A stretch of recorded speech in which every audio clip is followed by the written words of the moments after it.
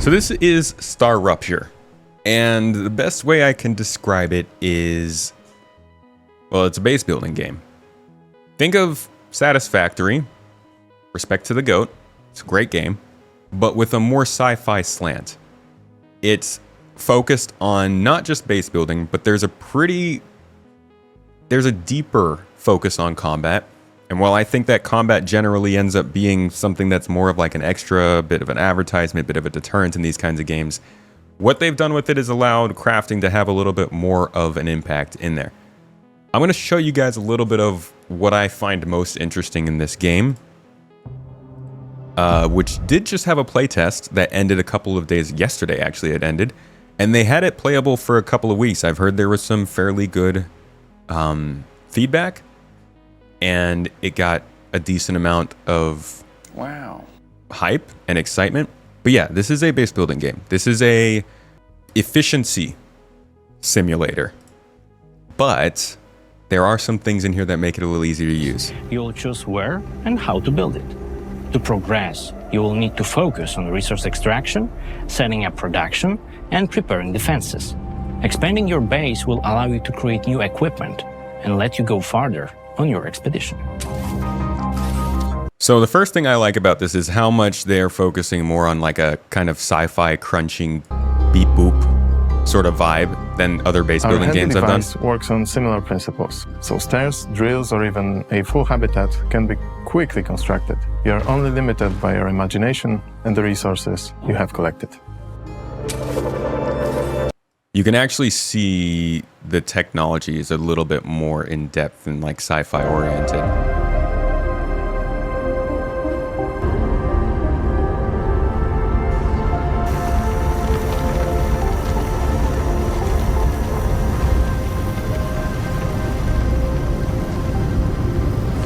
I love this.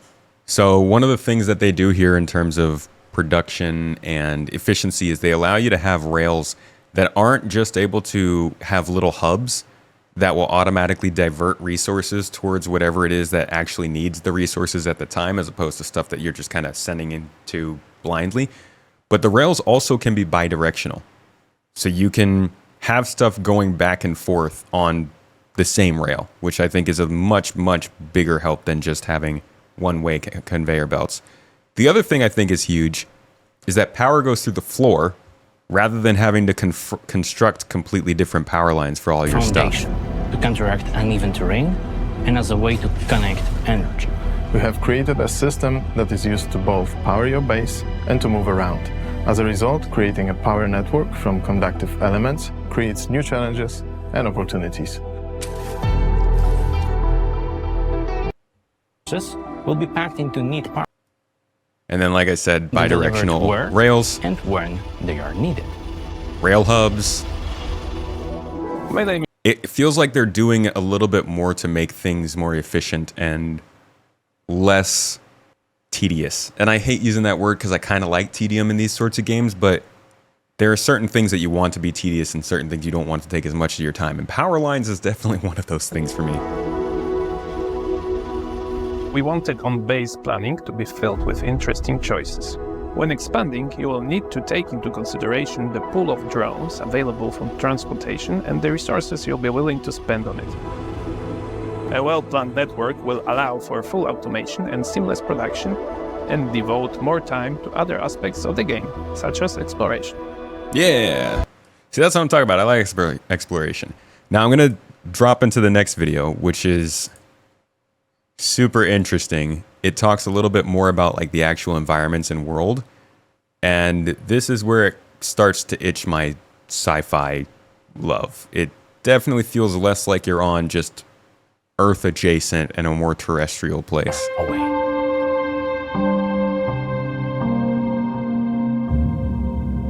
Not even the conveyors have the power lines built in.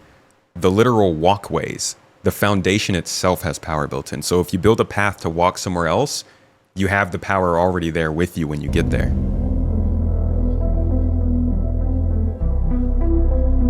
To better understand and convey how a planet's climate can be plagued by constant changes in elements, we went to Iceland. Gotta go to Iceland, dude. When you are there, would you not go to Iceland? you almost feel like you're on a location hundreds of thousands of years ago, when the Earth was just taking shape.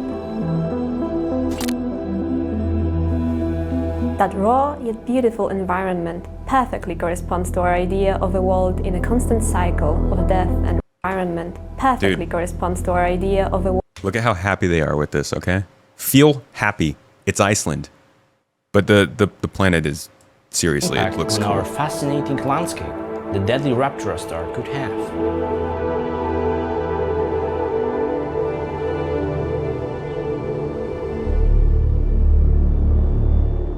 This, for example, is how titanium, one of crucial resources, was created. We took its shape from basalt rocks and added a metallic shine inspired by various raw materials. Feels like there's a solid amount of depth in a lot of the stuff that they're building here. Another thing I really like about this is the locations are filled with like ruins. The bases that they've abandoned are full of interesting findings and resources that will help you survive and progress, but only if you are fearless enough to find and explore them. So I am really hopeful that You'll uncover that's introducing more opportunities for exploration and possibly like some storylines when you get to these locations.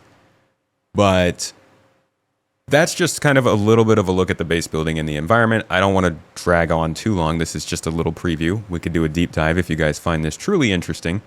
But I figured I'd also show you the actual gameplay. And also, there's more to this than just base building. There's actually like a kind of endgame scenario where the world itself gets overheated and you have to be able to protect yourself. Every time it gets overheated, it actually spawns different resources. So not only is that like a danger for you to have to prepare for, but it's also a way for them to keep expanding the game while you're playing. So here's some actual gameplay from it. I'll jump around a little Your bit. co-op buddies.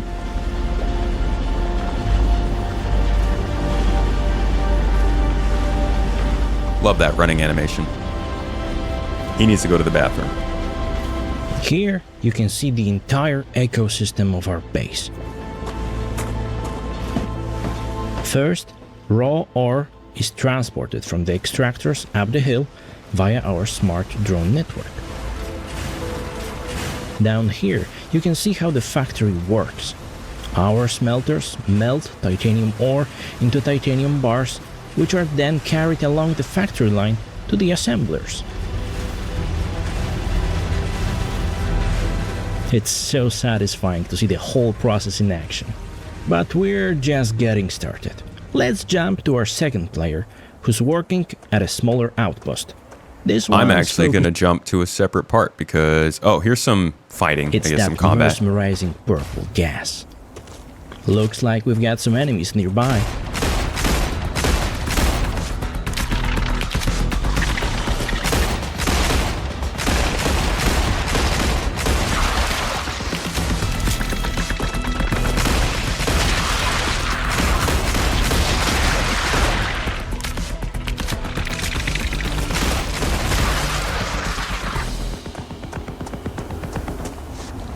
But here's the catch.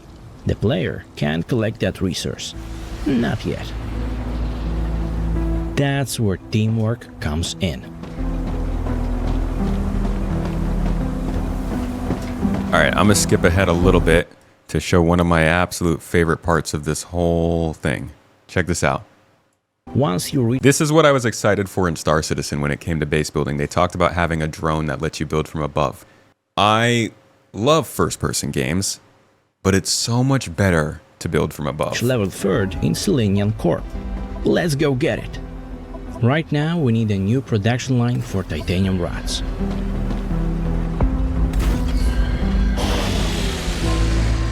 Placing too many machines overpowered our power grid.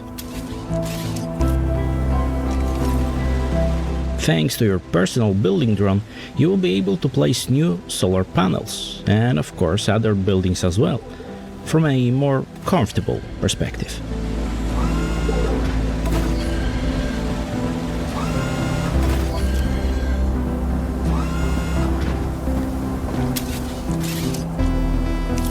I I can't get over how much a small thing like that can make such a big difference for something like this. Power? So you see, he just put a sidewalk there, and it powers the machines. You don't have to do power lines, which is nice. Power is distributed either through drone rails or platform links. Their status is color-coded by lighting, so you always know what's online. Then moving on, another thing that I really liked to see was, here's something that happens when I mentioned they overheat the planet and it spawns different resources. Crash into Arcadia 7 after each deadly fire wave from the Rupture star.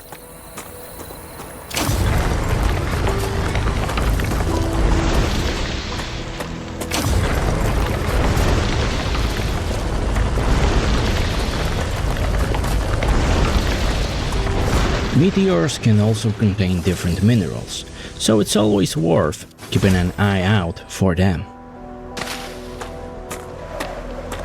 I also really like the music in here.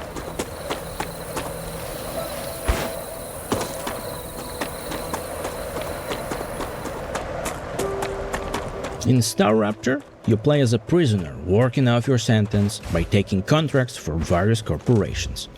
Who's that sound like?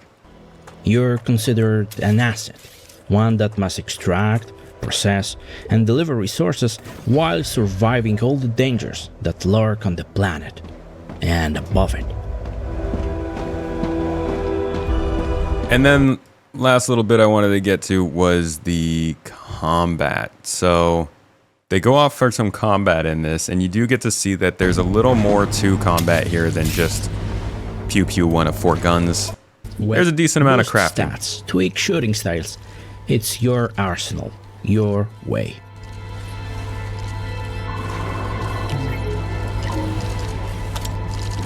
I'm not convinced that it's going to be a big part of the game or something that I really love to do, but I'm glad it's got a little bit more to it than just running off willy-nilly and shooting people with my Nerf gun.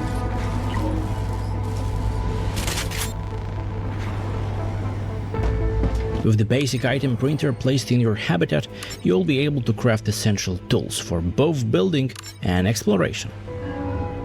Personal storage will come in handy before venturing forth. Stash item for your friends, or safeguard valuables just in case. Also, watch your vitals: hunger, thirst, toxicity. That glowing purple plant might look tasty, but you've been warned. I mean, we like toxic things, right? Who doesn't want a little alcohol? This is where I fall off a little bit, though, because even if there is customization and crafting, the combat does still look a little basic.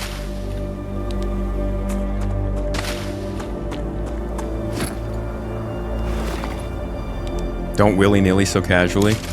One could dilly-dally casually, though.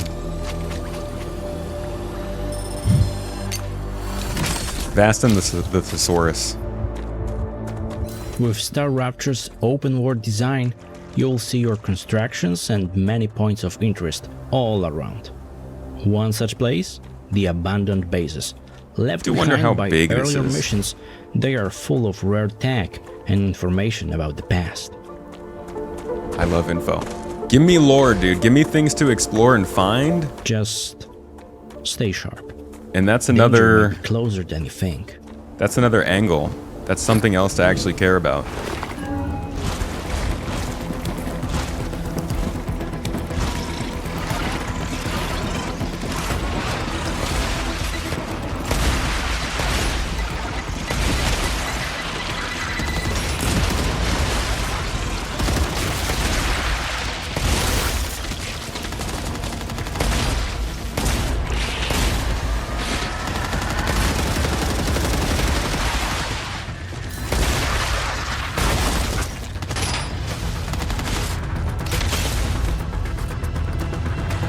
So here is this sort of end world scenario, Flare. You're supposed to get inside for this, but they're just kind of standing there.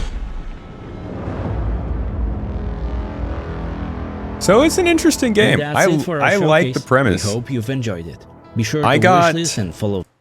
I got told about this game a couple times before I actually decided to check it out. But when I checked it out, I was pleasantly surprised by what I saw. So I do think that This is going to be on my radar. It's probably something I'm going to try and cover as we get closer to a launch here on the channel. But like I said, Space Games Weekly isn't happening on the main channel anymore, but I love it just as much as you guys do. Those of you who did watch it, I love learning about new space games and seeing what makes them good. And so I do want to try and include smaller, or rather, I guess, larger segments for the games we are covering there in their own dedicated videos here on Space Tomato 2. I hope this gave you a little insight into a new one. Maybe you could put it on your wish list and you can come back and check out some more space games here because I'll be doing it weekly. Kind of Space Games Weekly. Thanks for watching.